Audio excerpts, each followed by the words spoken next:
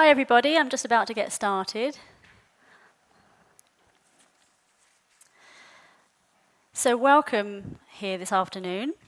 I'm Nicola Anthony. I'm a British sculptor and a very proud member of the Royal Society of Sculptors. I've had the honour of being artist in residence at the UK Pavilion, working in this space right here to create the artwork that you see behind you. I'd like to start off by expressing my gratitude to the Department of International Trade, the UK Pavilion team, to my material sponsors, Fibre Pros, who are here tonight, and Scientechnic, and also to the Royal College of Art and the Royal Society of Sculptors, who were part of selecting me for this amazing opportunity. So today, I want to share with you both the digital and tactile sides of this sculpture, and the artistic journey over the last few years that made me so passionate to create this piece about the urgency of tackling the climate change. Over the years, my artwork has been focused on the small stories that make up the big story.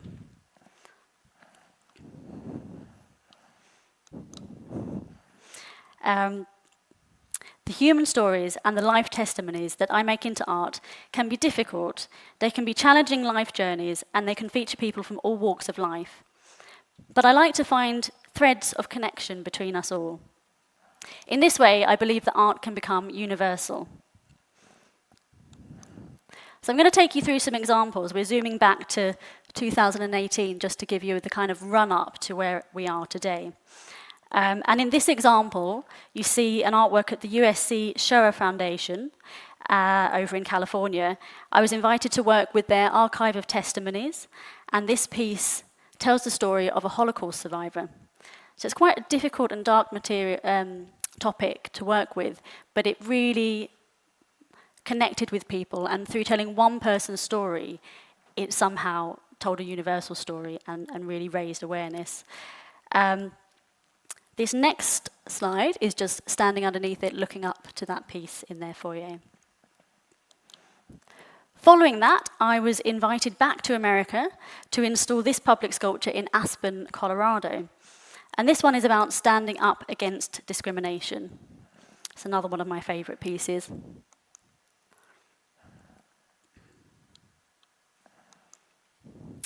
These pieces are from my solo exhibition at Singapore Art Museum, and they told the story of people from 7 disenfranchised communities, and through this, I learned so much about humanity and about resilience, and it really was quite a learning process for me. It was a wonderful experience. Following on from this, I started to delve deeper, and this piece is in Dublin in Ireland, and that's where I was living up until the end of last year. And this piece weaves together the stories of migrants, both into and out of Ireland. It's a country with a long and difficult history of emigration and of border crossings. And whilst I was making this piece and the pieces that I've shown you, I started to realize that through my research, I'm looking at stories of migration and of people who are displaced. I go out and I meet those people and I interview them in my research. And I started to notice, officially and unofficially, that a lot of the people I spoke to were victims of climate migration. And I think that's only become a term in recent years. But their homes had either become impoverished, or they had suffered unrest due to climate change, flooding, natural disasters in their home countries.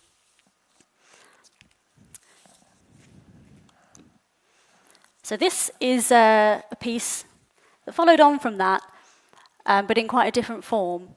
It is, this is actually installed at the Facebook headquarters in Singapore, and I've included this because it's quite similar visually in material to the hourglass sculpture you see behind you. So whilst it's slightly different, it was still about all those small fragments and small stories coming together, and also about the healing of the broken places, the fractures between those pieces, but becoming something whole. And that brings us to a piece that I made earlier this year. And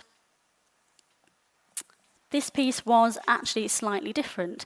I ran this project where I collected Google data. So I was looking at the searches of a nation across a year. So this one looked at the British nation. So we could call this big data. So what I did is I turned each top new Google search into a message in a bottle. And the searches began reading like a fragmented poem of our current times. So if you look closely at this very large series of bottles, you will see words like, what is a Nightingale hospital? And why is the moon pink tonight? And did I just see a shooting star? And all these fragments of people's thoughts and curiosities that come together. So I loved this, and I thought that really reflected, in quite an abstract way, us as human beings, and in this particular piece, the British nation. So in this research, there was a dark side in that, of course, it's been a very difficult couple of years, and the piece did capture that. And I also noticed a lot of anxiety around climate events. So, up until this point, in the works that I've shown you so far, you can see that I've been quite focused on the small stories within the bigger story, the details that could get lost, but could also be told through art. And during the pandemic, I was not able to go into the archives and interview individuals. I wasn't able to work with cultural institutes like I normally would to find those stories. So I took inspiration from the previous artwork we saw, which was based on big data, to flip my usual mode on its head. I started focusing on the bigger story, which I've called the Overstory, that we can sometimes miss when we're thinking about the everyday scale. This led me to start telling the story of the Earth and all of us who inhabit it.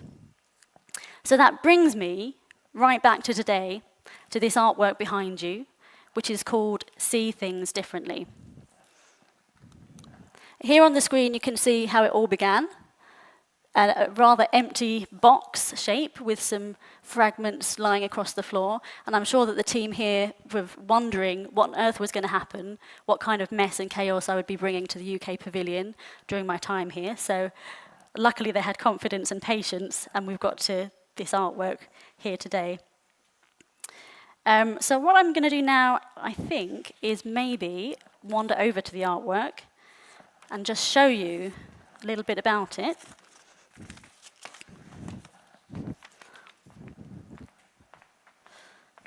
As we have it here in the room with us.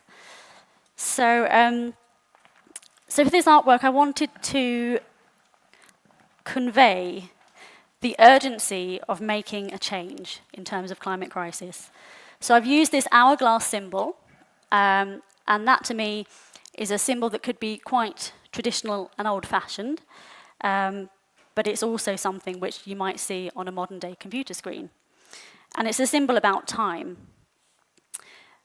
It is something which also conveys change to me, and I've placed the hourglass on its side to convey that there's this delicate balance, this tipping point, and we're at that moment now. And in my mind, we've got the past on this side, and we've got the future on this side, and so that actually places us at this moment in the middle here. And this is an inflection point, a point where we could make a change. And to me, that's a really powerful node where the decisions we make now and the actions we take now will impact the future of humanity and the future of the Earth.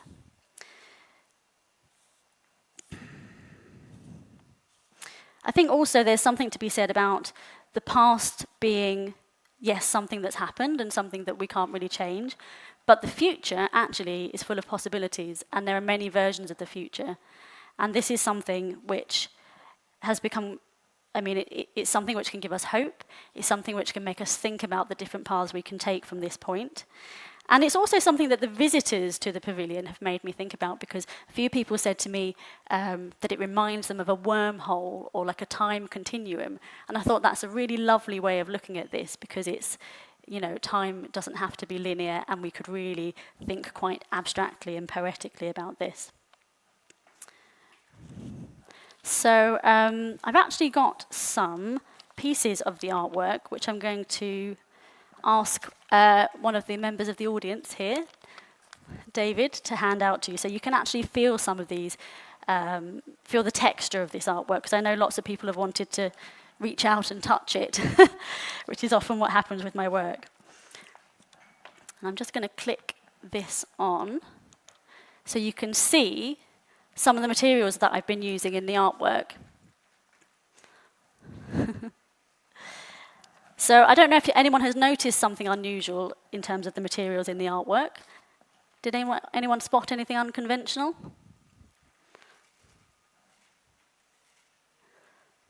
Yeah. So there are fishing nets in there, you'll notice, and these are actually called ghost nets, which is fishing nets that wash up on the shore.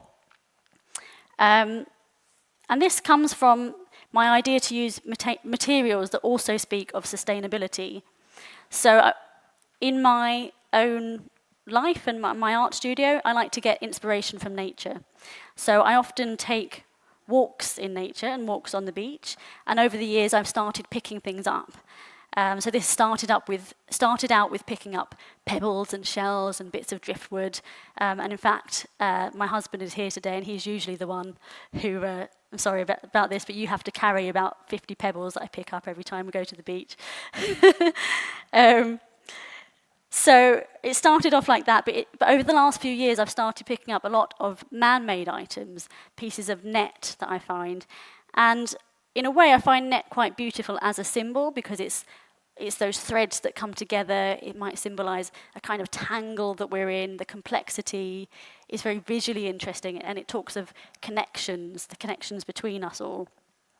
But at the same time, in this context, it is also pollution. So it's got that dark side as well.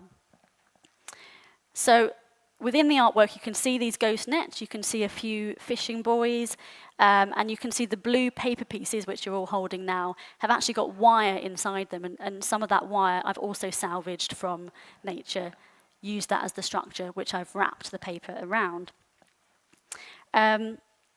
So to find these items, I've actually had the pleasure of working with an organisation called Companies for Good, who do beach cleanups here in Dubai. So they helped me to sort of arrive in this country and immediately know where to source those things. And I also gathered a lot of these fishing nets from the UK, because actually it's not about one country or the other, it's about this being a global problem. So the fishing nets are in there, and there's the tactile outer shell made of these blue pieces that you're holding. And someone asked me a good question the other day, which was why I use the inks on paper, and I think actually this gentleman here was asking me about inks before the talk, weren't you? So these are classic artist inks, and of course very traditional. I used to live in Asia, so I learned a lot about calligraphy, painting and drawing. And I've loved this material ever since. And if you look closely at the pieces you've got, you can see that the inks, because you're using water and minerals and pigments to come together, they are acting with the laws of physics and the laws of gravity and the way that water flows and the way it works with the fibres of the paper. And that's exactly the same as the way that rivers run and the way that the earth flows and the eddies and rivulets that you would see if you were hovering above the earth looking down at a river basin. And to me that's incredibly inspiring, because just in this one small piece that you might not have looked closely at it unless I said look closely, but you can actually see the whole earth in that. And I love that, and I'm sharing that with you today, which people may not think to look at unless they come and have a chat with me. So the inks and the paper are important and very traditional. But let's talk about something which I'm sure you've all spotted, which is quite a contrast to those traditional materials. So there's a rather sparkling element running through the middle of the sculpture. And it's trying to grab our attention right now, I think. So you'll see that there's fibre optic lights running through the piece, and they're all creating these dots and points of light which spread out like a kind of galaxy throughout the middle of the sculpture. And I've worked with an amazing team of lighting experts and programmers in Dubai, from Fibre Pros and Scientechnic, some of whom are here tonight. Hi, Luke and Gary. And they've been brilliant. I came to them with a wacky idea of representing the global discussion on the COP26 hashtag in fibre optic lights. So you start to see that this is not just about lighting up the sculpture, it's actually about bringing in a much deeper conversation. So what I wanted to do was include the global discussion around climate change, and at this particular time, that COP26 hashtag is the conversation. We're at this moment in the middle of the COP26 conference. And I wanted to represent the intensity and the frequency and the density of people's conversations online through the pulsing and the brightness. So the sculpture should be speaking to us of when those conversations are getting louder and more passionate, and perhaps when they're dying down a little bit when it's nighttime in various places in the world. And I also wanted to bring in colours to represent the sentiment. So you'll see, maybe even during your time here tonight, that the lights are sometimes red if the conversation is quite anxious and difficult and debate is going on, and they can be blue, as they are at the moment actually, and green when it's positive and hopeful and people are coming together through that conversation. So to do that, I actually stole some technology from the marketing world, where they can use AI basically to analyse hashtags and to find out what the sentiment of a conversation is. So I've been modelling that and looking at that over the past month to try and work out how we could represent that in the sculpture. And this, I think, is important, because to me it's important that the sculpture is truthful and authentic, and it's not just saying, yay, we've got COP26, but it's also saying it's really a complicated discussion. There's a lot that we need to do, and there are many layers and difficult things that we need to come together and solve. So in my mind, just sticking with the lights for a moment, each individual light could potentially represent a single voice. To me, it's very important to include all the voices in this discussion, as we will all experience climate change very differently depending on where we live in the world. But as we stand back from the sculpture and we see all those lights come together, more like that sparkling galaxy, I hope that that conveys the idea of collaboration and of knowledge sharing and of working together, which I believe is the key to solving the climate crisis. I also hope that this macro and micro scale will help you guys and anyone who sees the sculpture to feel hopeful, to feel like our individual actions are also so important, because we all play a part in solving the climate crisis. So whether it's me picking up those fishing nets on the beach, scavenging around for bits of wire and turning them into art, or some of you here doing your recycling, or choosing to take an electric car instead of a petrol vehicle, any of those small actions, even though they might seem futile and they might seem like, how is this going to make a difference? I do believe that together, when you multiply that by the whole of humanity, it's a massive difference, and it's amazing every step that we can take. So I hope that it motivates and inspires people in that way. So in the end, I hope we've come back to a point where I have managed to include both those individual stories that I was talking about at the beginning and those macro stories, the overstory of all of us. Because in a way, in fact, absolutely, the Earth and the climate and the future is all of our stories, and it's something which will connect all human beings. Regardless of how we experience that, it will be all of our stories. So, over the course of my time here as an artist in residence, a lot of people have asked me how art can make a difference in the climate crisis. And it is a challenging question, but I do believe that artists have the ability to be ethical influencers, and I think that art can they say that art can mirror society, hold up a mirror to society, but I also believe that art can go further and hopefully be a catalyst for conversation and a catalyst to spark off actions and changes. And I do also hope that the artwork will help people to feel like part of the global community. Art can also help us to envision something which is quite difficult to see in the day-to-day. And I think the immediacy of the day-to-day survival instinct of human beings can sometimes block us from seeing that great span of time, the kind of time continuum that my lovely visitors were talking to us about.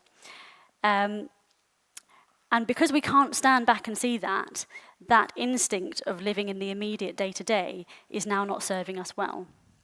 So if, through my art, I can spark that moment for my audience, to help them to see things differently, then I feel that my mission is accomplished. Thank you.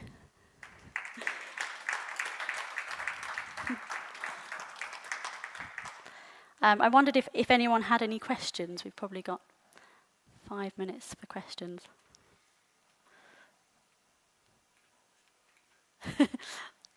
Mr. Architect might have a question. You've got another question about the inks, haven't you?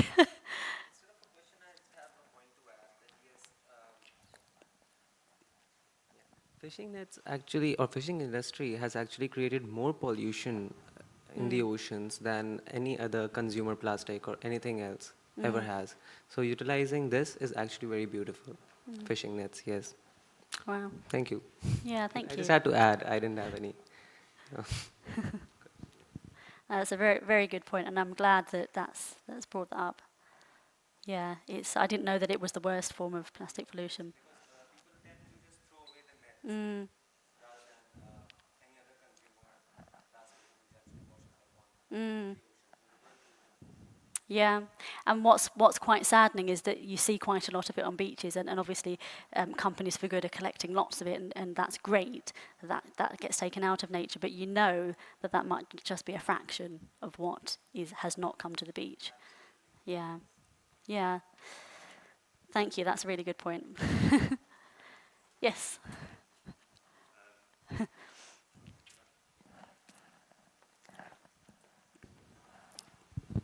Thank you.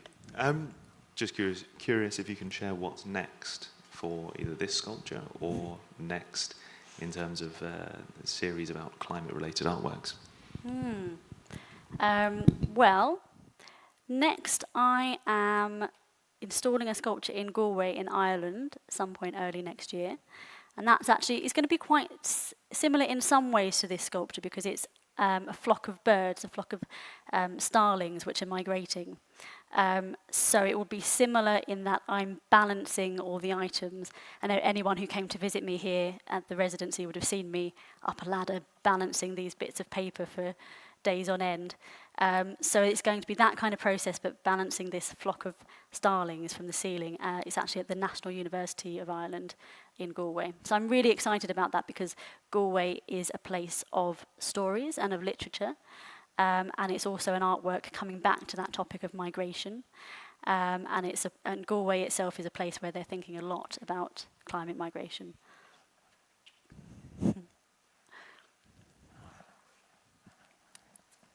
Oh, you got your microphone. For others to enjoy. Oh. Do you want to repeat the question? Will you manage to keep this in the UAE for others to enjoy? Yeah. In a gallery or somewhere. Well, that's a great point. So the artwork is staying here at the pavilion until the end of the expo. So it will be here for 6 months, longer than me, I'm afraid. And that's great, and I hope lots of people will come and visit it here. But we also, because it's had such a special birthplace here and such a special moment, we're looking for the legacy, the next step of this sculpture. And I'm really keen. I've absolutely loved working here in Dubai. It's a really wonderful and inspiring place. Because it's been made here, and a big part of its story is about here, I'm really hoping that it can stay here. So we're looking for museums or collections who will give it a home. Yeah. Good. Sorry, you can have that.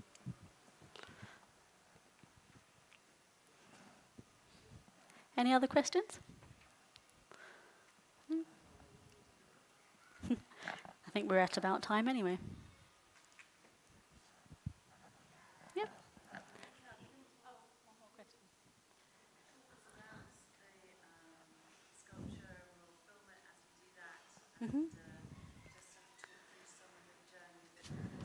Yeah, sure, I can do that. Let me come down this way. Okay, so we'll have the close-up tour of the details. Because it is, I mean, art is something you can stand back and see the whole thing, but it's also something where you can really zoom in and see those details. So this is quite a special point, standing at the end here looking at the sculpture, because I think it also mirrors the globe form. And in terms of seeing things differently, this is a point where you wouldn't guess it's an hourglass from this end. So within this, I can just sort of move a few of these pieces around for you. You can see that they're all balanced on strings. And the process of me making these, I've likened it to those people you see balancing boulders and rocks and being very meditative. I must say I've had to do this one on quite a short time scale, so I don't know if it was meditative, but it is a process of sort of patience and just getting the feel for it and getting the gravity right. So all these pieces are very light and they're suspended by approximately 3 strings each. I haven't filled in all the gaps, as you can see. There's some spaces here. And I think that's quite interesting because the human eye will just fill in that shape, fill in the gaps, which is a very clever thing that our brains can do.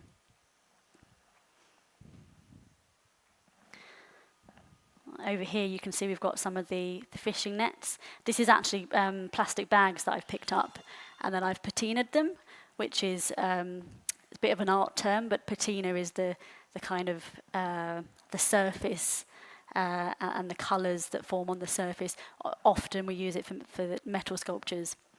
So these are kind of rusted, really, but they're actually plastic bags, which couldn't be recycled, but at least they are now an artwork. And I can show you one last thing, which is perhaps just to we could zoom in on one of these inky bits of paper. Perhaps this one here is quite a good example of the rivers that run through the ink.